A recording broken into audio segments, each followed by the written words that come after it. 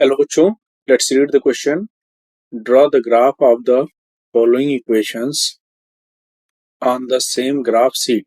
X is equals to 4, comma, x is equals to 2, comma, y is equals to 1 and y minus 3 is equals to 0. Also, find the area enclosed between these lines. बच्चों यहाँ पर हमें 4 equations दे रखी है, इनको एक ही graph sheet पर draw करके इनके एरिया फाइंड आउट करना है। इन लाइनों से जो एरिया इंक्लोज होगा उसका एरिया हमें फाइंड आउट करना है।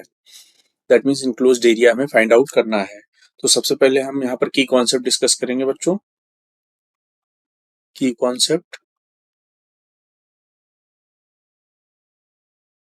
अगर हम बात करें कोई भी लाइन जिसकी इक्वेशन दे रखी हो x is equals to any constant k and y is equals to any constant c। यहाँ पर k और c कांस्टेंट है, तो अगर हम बात करें x is equals to k की, तो ये होती है equation of a line parallel to y axis. यानी वाई एक्सिस के पैरेलल किसी लाइन की इक्वेशन की बात करें तो वो होती है x इज इक्वल्स टू के। इसी तरह अगर हम बात करें y is equals to c की, तो ये होती है y is equals to c होती है equation of a line parallel to x axis. यानी x एक्सिस के पैरेलल किसी लाइन की इक्वेशन होगी y is equals to any constant. तो ये कॉन्सेप्ट हम लोग यूज करेंगे, और इनको अगर ग्राफ पर ड्रॉ करना है तो वाई एक्सिस के पैरेलल एक ऐसी लाइन जो x इज इक्वल्स टू के से पास हो रही हो उसको x इज इक्वल्स टू के लाइन हो जाएगी।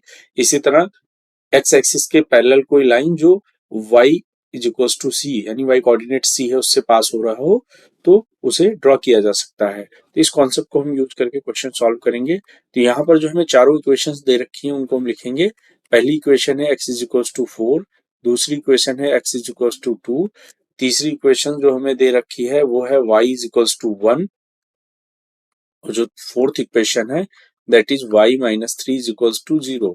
यानी यहां से हम लिख सकते हैं y इज इक्वल्स टू 3। तो इन चार इक्वेशंस को जो है हमें ग्राफ शीट पे ड्रॉ करना है।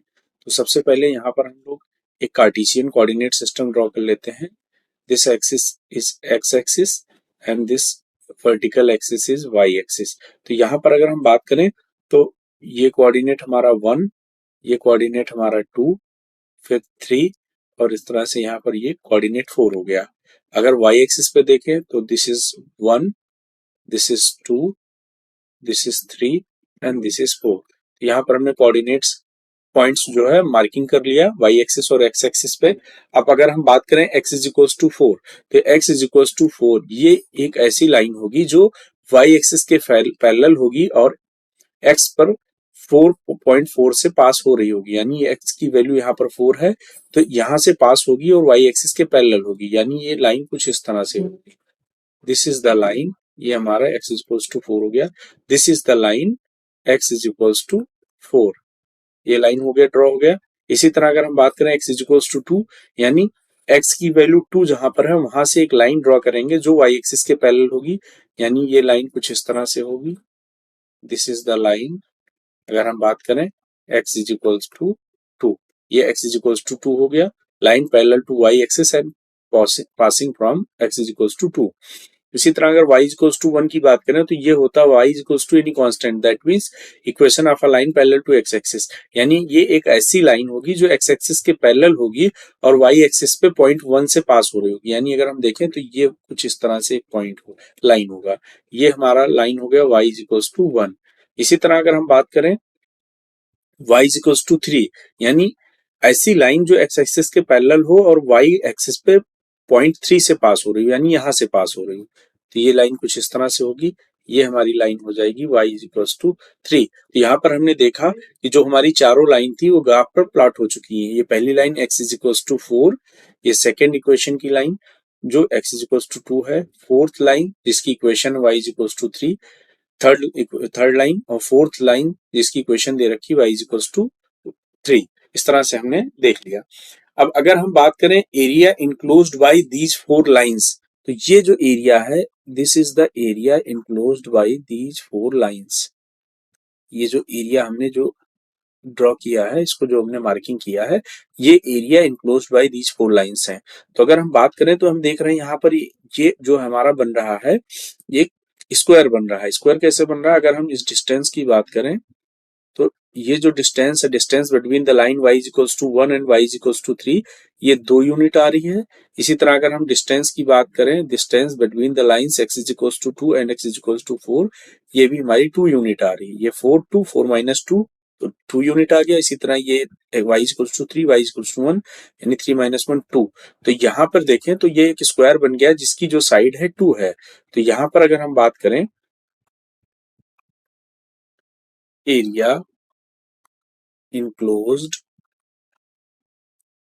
Bye the lines x is equals to, देख लें यहाँ पर लाइन क्या क्या है, x is equals to 4, x is equals to 2, y is equals to 1 and y is equals to 3। x is equals to 4, x is equals to 2, y is equals to 1 and y is equals to 3।